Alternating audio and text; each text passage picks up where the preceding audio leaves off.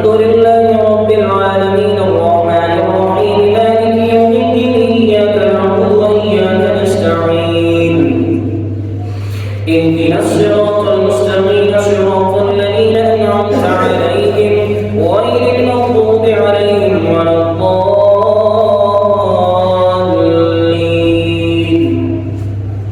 قل يا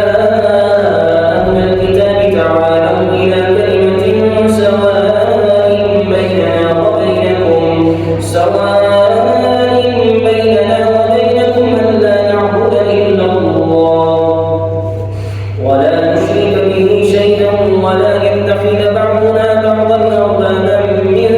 دون الله فإن تولوا فقولوا اشهدوا بأننا مسلمون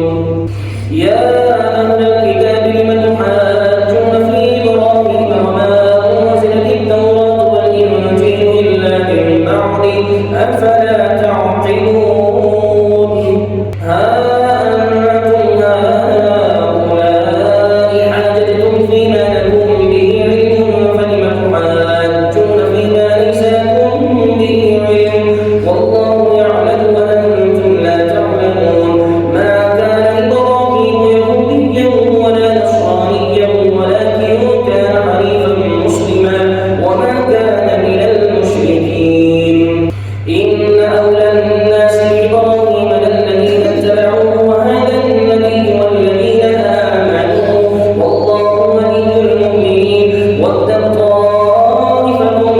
من أهل الكتاب لو يضلونكم وما يضلون إلا أنفسهم وما يشعرون يا أهل الكتاب لم تكفرون بآيات الله وأنتم تشهدون يا